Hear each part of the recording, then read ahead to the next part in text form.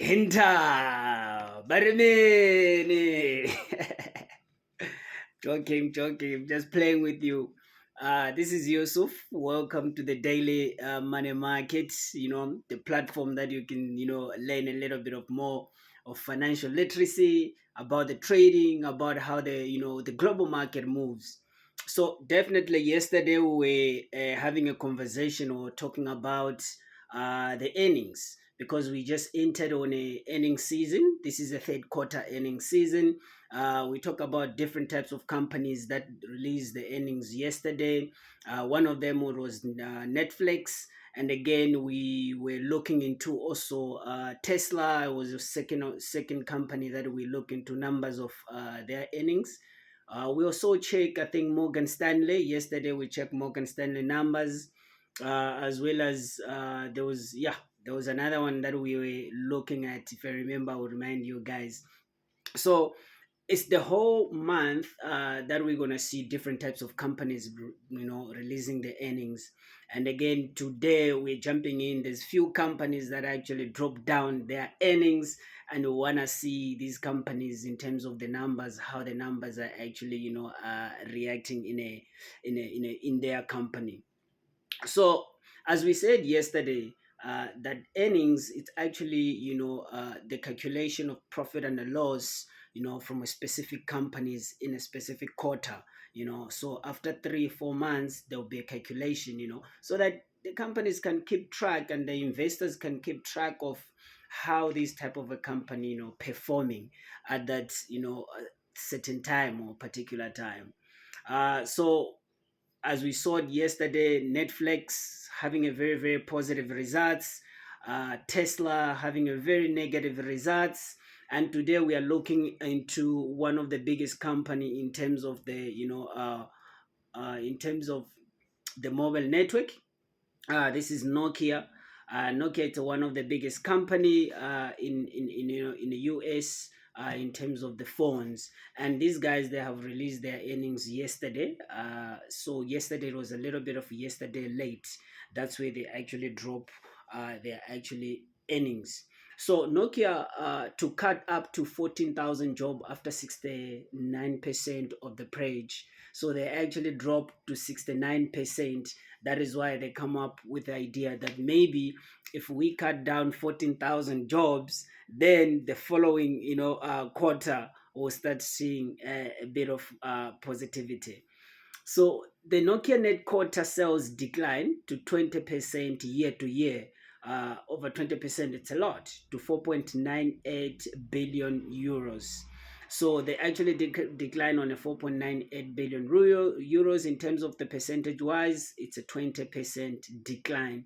That is why they're insisting of cutting jobs so that they can be able, trying to bring back those percentage in terms of a declining. So the Finnish telecommunication giants said that it will reduce its cost base and increase operation efficiency to address the challenge of market environment. And the sustainable layoff comes after Nokia reported a third quarter net sales decline of 20% year to year, goes all the way to 4.98 billion euros, a profit over the period predicted by 69% year to year to 133 million euros in terms of Nokia CEO. So the Nokia CEO also drops a little bit of information about the numbers, how the numbers lay out to get that, but they're insisting on cutting the 14,000 jobs, so that they can be able to redact the plan following the purge of the third quarter earnings. The Finnish telecommunication giant said that it will reduce the cost base and increase the operation efficiency. It is targeting to lower its cost base on a gross basis from 2023 by between 800 million euros. So that's how much they're actually targeting to lower their costs. 800 million euros cut down if they cut the jobs of 14,000 jobs. And again, a 1.2 billion euros by the end of 2026. So they believe that if they cut down these jobs, they can be able now to start, their sales starting picking up and be able to, to turn around by 2026. They can be able to produce over 1.2 billion euros, that come over from, from their company. But believe you me, to those who are actually, investing right now in a companies like Nokia, or if you are trading on a stock exchange for company like Nokia, trust me, there's a little bit of a downfall. I'm sure they're feeling the heat because it's really, really, really, terrible news to a big company. But to be honest, I mean, they've been, different new phones that they're actually, being released. We saw Apple producing different phones every year, different mobile. We saw a lot of, Japanese, Chinese coming up with a different type of mobile that are very, very nice, accessible, Android, that you user free, I mean user friendly. So Nokia, it seems like they're still lacking behind in terms of innovation to actually, create a new product, and the product that is going to actually, turn around their sales instead of cutting the jobs. But anyway, that's Nokia. That's Nokia. Jumping on to another biggest company that release also, a US biggest company that release also their earnings is Nestle. We all know Nestle as one of the biggest companies. So let me just check it on it. Nestle. So Nestle's misses a 9-month sales, expecting the value obtained by the year end, but they miss in 9 months. Imagine the whole 9 month, calculation of sales. You calculate, you estimate it to say that in a period of 12 months, this is actually how much I'm gonna gain, and now they miss the whole 9 months period of plan in terms of sales gain. So we saw Nestle yesterday goes all the way down in terms of the share price to 2% in the morning trades. Nestle said it's expecting the value volumes to turn positive again by the end of the year. So they do have a little bit of hope, expecting that, by the end of the year they can turn around and to improve that 2% of a share price. So 8.4% price increases was below estimated by 8.6. So they were estimating to get an increase of 8.6. They actually get on 8.4. So they're still short of 0.6% in terms of revenue increase of their product. So let's just check it out what the CEO of Nestle been saying. So Nestle posted a lower than expected 9-month sales growth on Thursday as a higher product price made shoppers back. Ascending shares down about 2% in a morning trade, but it said it expected volume to turn positive again by the end of the year. The packaged goods industry has for over 2 years hit shoppers with a higher price, a sitting higher input cost that started with the COVID-19 pandemic and were expected by the Russia invasion of Ukraine. Everything from sunflower oil to flight has become more expensive, taking toll on a global supply chain. This is a very, very, very, very, very big, big, big challenge, big issue to companies like Nestle's that produce milk, produce oil, basic stuff that we actually eat. If you look about the issue that is there between Russia and Ukraine. And Ukraine is one of the biggest, country that produce sunflowers and distributes to, all over the world, including the wheat. That is why here, even in Africa, we can see sunflowers, it oil, just spiking up, since the Ukraine war. Russia-Ukraine war started. So these guys, they cannot be able to produce the product that they want in affordable price, and then that they can be able to put it on a shelf and sell it in affordable price, because of the guys that produce the ingredients of those, they are at war. They cannot be able to produce, they cannot be able to transport this issue. So it actually a big issue that Nestle 8.4% price increase was below average of estimated of 8.6%. So it's very, very issue. And again, if you look at it, the currently there's a Israel and Gaza war. We don't know what exactly is gonna affect us in terms of these wars that are currently happening. So yeah, guys, tough times in terms of food that we actually eat, in terms of product that Nestle produce. So those were earnings coming from the Nestle company. Uh, Going to another company, this one, not really interesting, but it's one of the companies that are listed, let's say, in the JP Morgan. They're listed in S&P 500. They listed in a US 30. So it is important to actually just follow up a little bit of how these guys they are actually working. So the third one, it's American Airline Company. So American Airline Company posted a third quarter loss, and the Times trims 2023 profit focus. So the carrier said Thursday it's expecting to earn between $2.25 and $2.50 per share price on an adjusted basis for a year, down from an estimated price of July, right? And now these guys on July, they were estimating to actually make their share price to be on a 3 USDs to 3.75 United States dollars as a share price when you're buying the share of American Airline. But now it's July, August, September, uh, 3 months down the line, the price of share price has dropped because of a lot of people, they're not moving, and people, they're not moving from one area to another. Dropped to $2.25 to $2.50. That's where it's been actually fluctuating.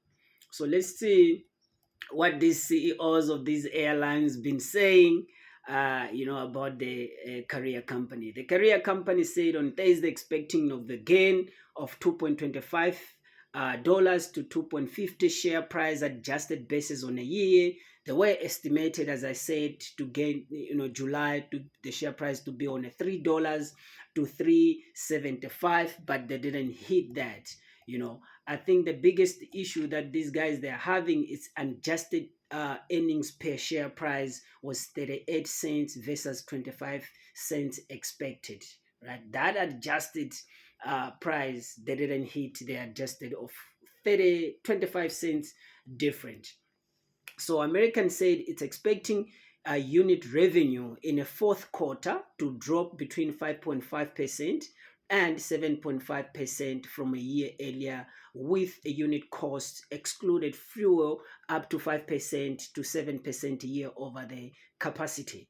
The company lost to 545 million, or at a 3 cents per share price during the third quarter, down from the profit of for 83 million or 69 cents per share price during the same period of a year earlier.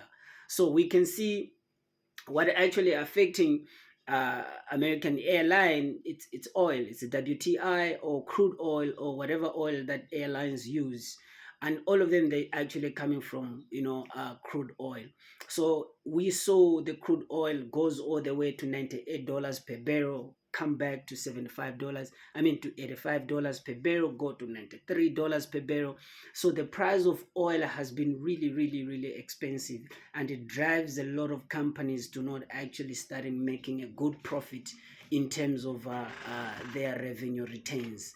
It's a very, very scary time.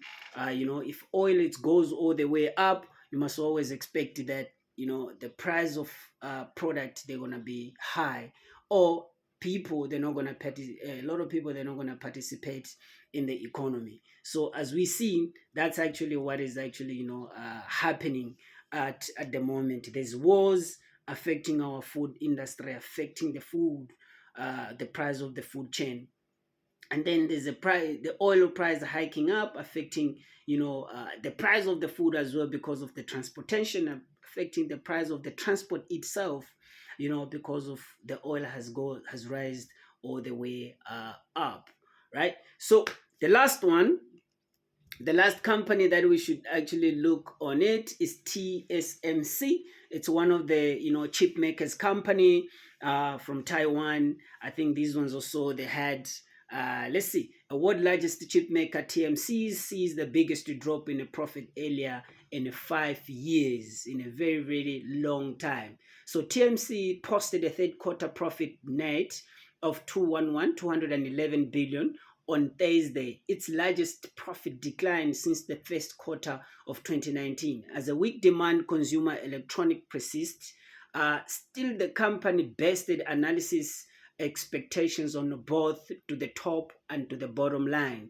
The Taiwan chip makers is the top producer of the world's most advanced processors, but demand for consumer electronics has pledged a post-pandemic. So post-pandemic challenges. The Taiwan semiconductor manufacturing company reported as a third quarter profit of 211 billion, a new Taiwan dollars, it's 6.69 billion Taiwan dollars on Thursday. Even though it was the largest profit decline since the first quarter of 2019, the world's largest contractor chip maker based it on their analysis. So they do believe on their analysis. The revenue 556 billion new Taiwan dollar, estimated on 540 billion expected, right? So the CEO said our business was supported by the strong ramp of our industrial leading 3 nanometers technology and high demand for the 5 nanometers technology, partially offset by the customers' ongoing inventory adjustments, and said TSMC in the earnings report. The chip giant said the revenue increased at 13.7% in the third quarter as comparing to the second quarter. So that means the second quarter it was worse. If they actually, reported the down of third quarter and the revenue increase of 13.7% on a third quarter, that means the second quarter and first quarter was really, really horrible in terms of these Taiwan chip makers. Right. So, all right, guys, that's what actually, I have for you in terms of the earnings of today. 4 companies dropped their numbers. We've been looking into numbers. If we look at about WTI, we said about the oil, it's sitting at $89.37 per barrel at the moment.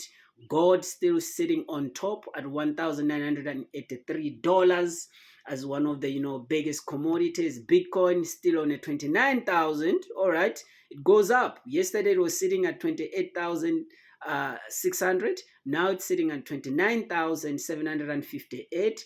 We should look into that. Should be something happening that actually drives Bitcoin to goes all the way up like this. That's a lot of margin to grow, a lot of money from 28,000 to $29,763. A lot. Those who were participating on Bitcoin, definitely you could have made some good profit out of there. Nasdaq still sitting at 14,790 at particular time, but still on a downfall of the trend. So yeah, guys, thank you very much for tuning in. Keep subscribing. It's the Daily Money Market. You guys, you are the daily marketers. Let's go.